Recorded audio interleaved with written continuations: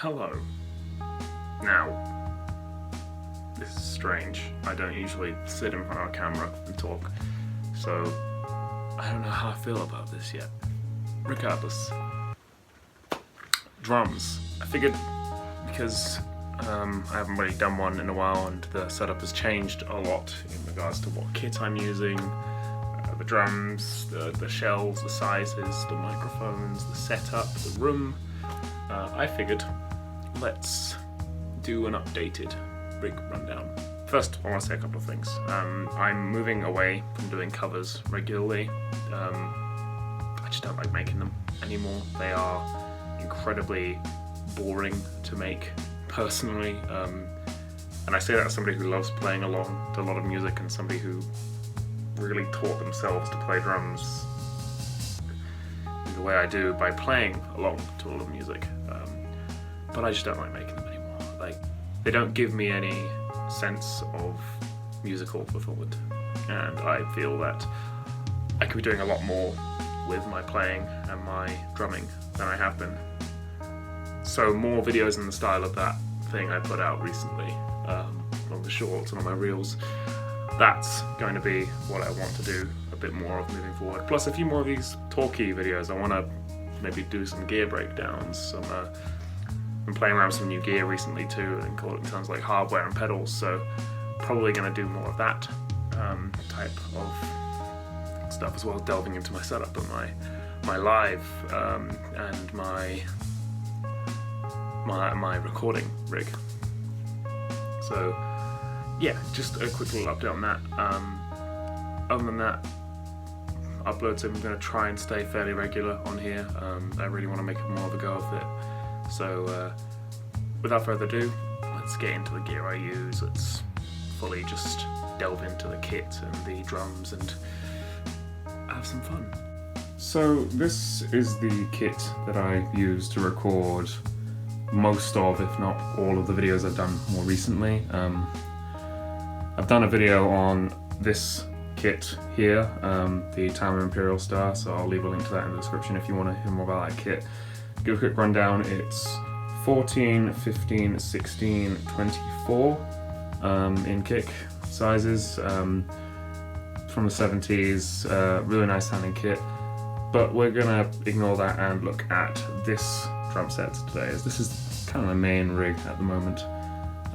It's a D-Drum Defiant kit, 20 by 18, 12 by 8, 14 by 13, and that snare is an old Mapex Armory Peacemaker, maple walnut, I think 10 ply or 11 ply, 14 by 5.5, favorite snare drum I've ever owned.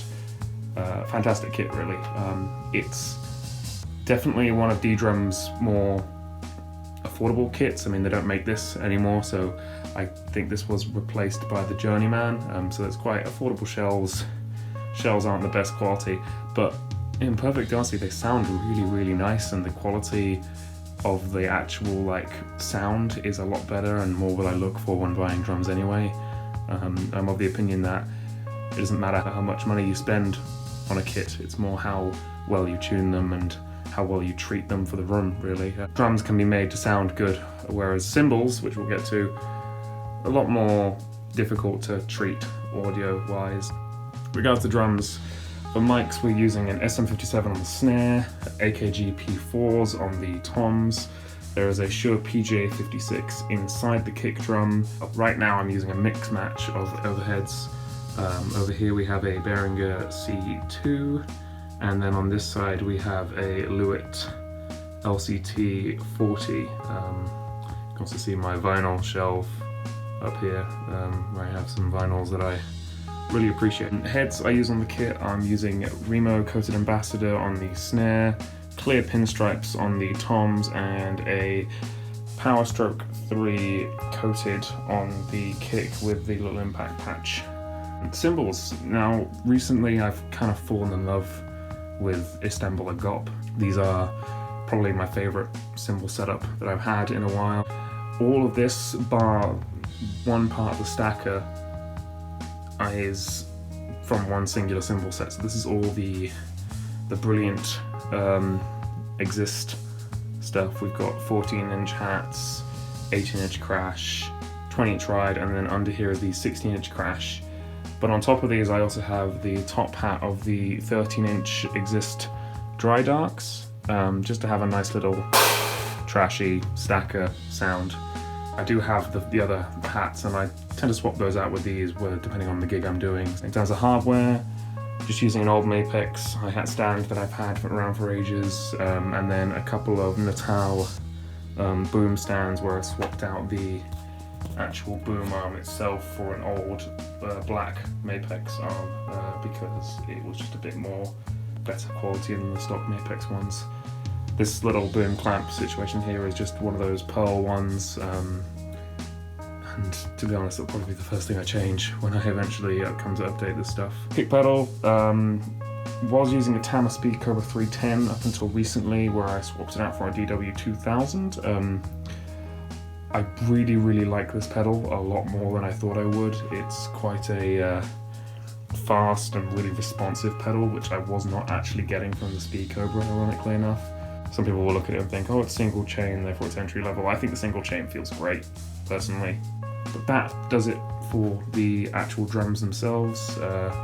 This is sort of my main workhorse setup. I'm going to be changing out the heads and trying out some new stuff on the toms and snare soon, but you'll see that in more videos to come, I guess. With regards to the audio sort of hardware that I use outside of the microphones, which I've already talked about, I use two Behringer interfaces depending on what I'm doing. Live, I make use of this UMC 404 as it's basically got everything I need.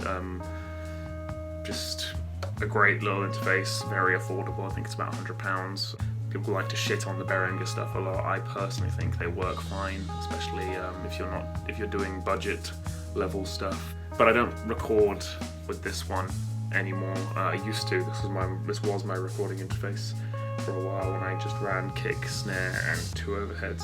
But since having a 6 mic setup and 7, depending on if I plug in the room mic, this doesn't cut it anymore. So the actual interface that I'm using now is the Behringer UMC 1820, which Euphoria 1820, which is an 8-channel interface. I think it's 1 and 2 on the front, and then 3 through 8 on the back. I just use all the back inputs because it keeps things nice and tidy on the desk.